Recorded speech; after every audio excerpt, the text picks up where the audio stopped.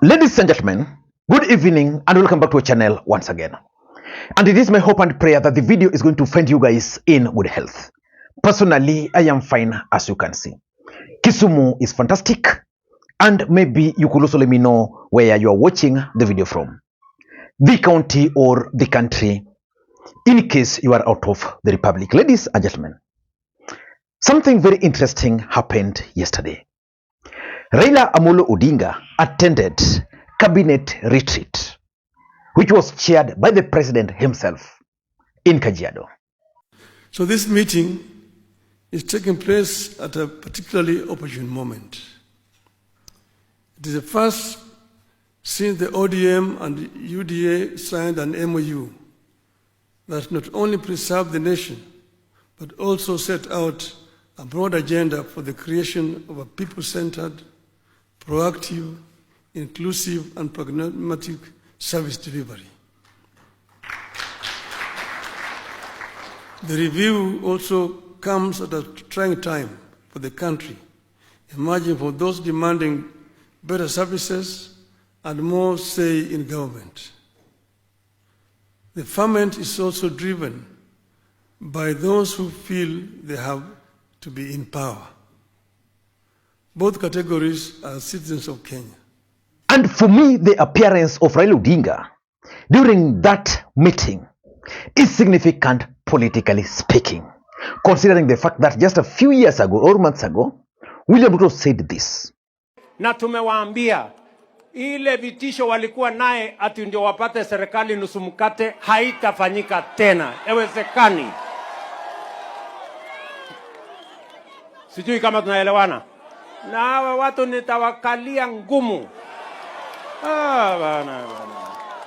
Bana.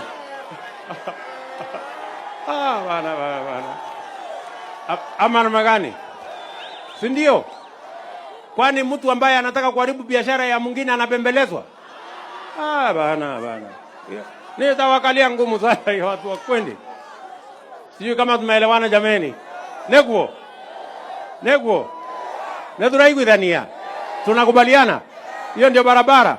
Si kila mtu afanye biashara jameni.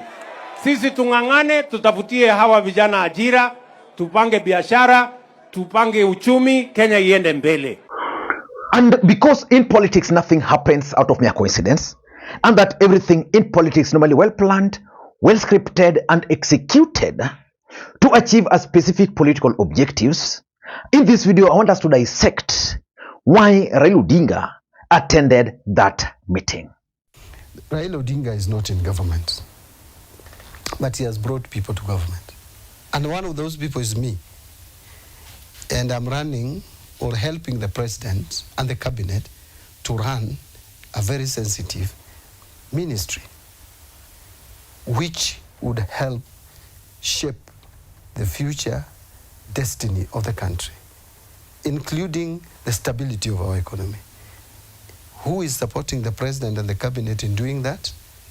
The cabinet secretary, who has been brought here by ODM. And therefore, ODM has a big stake in this government. Before we do that, for those who are watching this channel for the first time, please take a second or two. Click the subscribe button so that next time we produce a video like this, YouTube will automatically notify you. What we do on this channel is that we analyze politics in a way you can't find in any other place. So the best thing you can do is to simply subscribe so that the moment you post a video, you'll be notified. Ladies and gentlemen, why do you think William Ruto invited Raila Odinga to this particular meeting? Because something is very clear. Raila Odinga was invited to speak by the Deputy President, Professor Abraham Kithure Kindiki. That alone means that Raila Odinga has been elevated way above Professor Abraham Kithure Kindiki. And he also noted that Raila Odinga was accompanied by Salim Loan. Why do you think Salim Loan accompanied Raila Odinga to this meeting? And I remember at some point Salim Loan was exchanging pleasantries with William Ruto. Why do you think Raila tagged along Salim Loan? I want to suspect that William Ruto's communications team has actually failed. And probably Salim Loan is being brought on board to help in stabilizing that team. But I don't want to get into that for now. For now, I want us to focus on the presence of Raila Amolo Odinga at this event. If there is something that is disturbing you, instead of displaying ignorance, ask. Say, there is a problem here. How do I go about it? There is no problem. We are one government. We are one government. One broad-based government. So, there is no government, there is no corner that belongs to any one of you. There is no corner that belongs to anybody. The problem of silos is that somebody goes and corners something there, and then he says, nothing happens in this place unless I say. Really? I can't say that myself. How do you say that nothing will happen unless you say? Surely. Let us benefit from synergy. I will speak as one who has journeyed with the Kenya and who wishes this country well. I believe strongly that no matter our disagreements, our visions and disappointments, we have to have our country first. We may hold as lofty visions,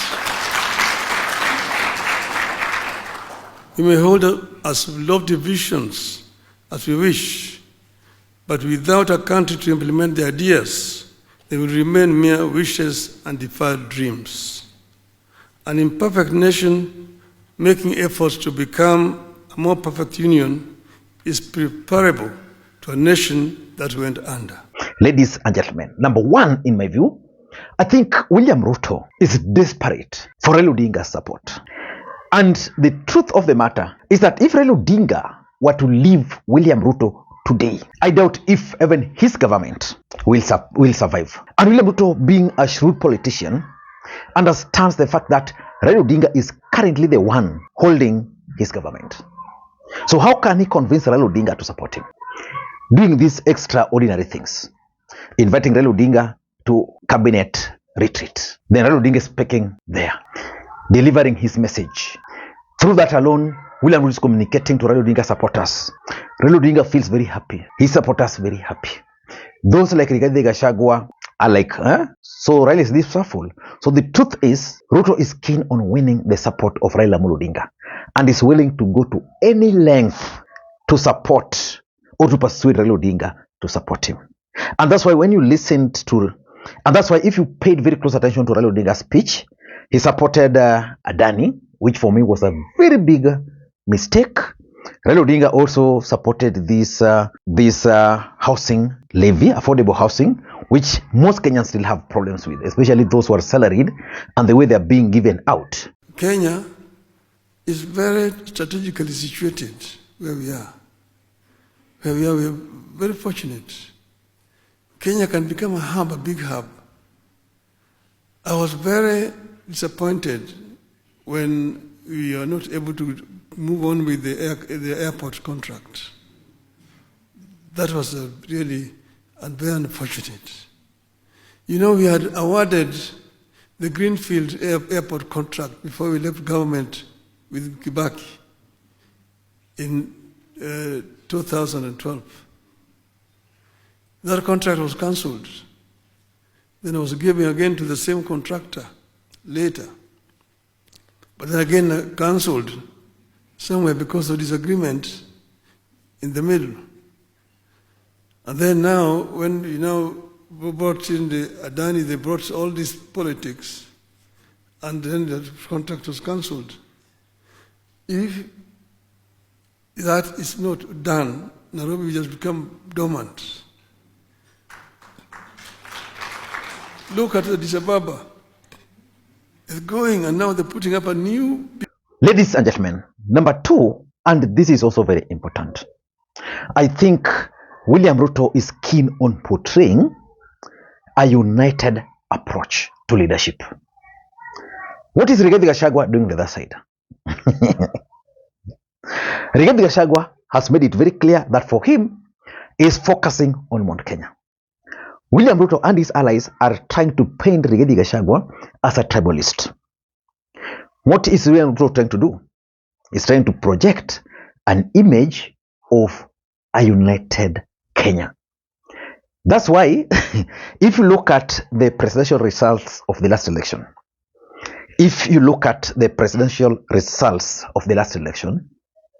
you'll be shocked that William Ruto got his votes from the mountain and Rift Valley. In fact, his 2022 game plan was very simple. Mount Kenya, Rift Valley, using the Mutai Nguni's tyranny of numbers.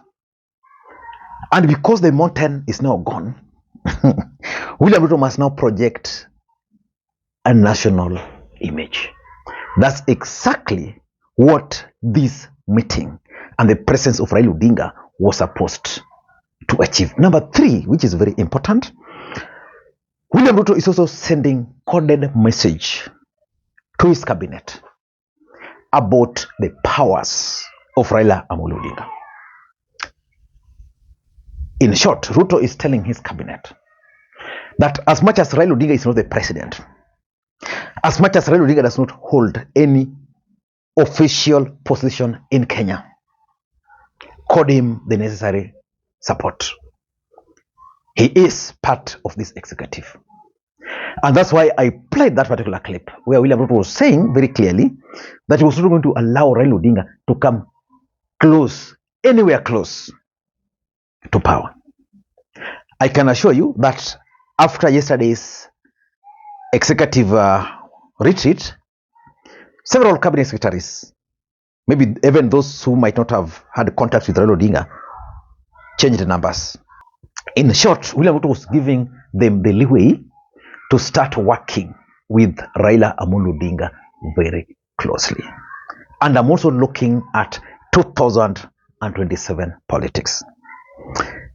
You see, if elections were to be held in the Republic of Kenya today, chances of William Ruto getting re-elected kidogo hivi.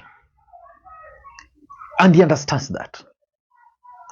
So the only way out for Ruto is one prayer, that the opposition is divided and then Raila Odinga remains with him.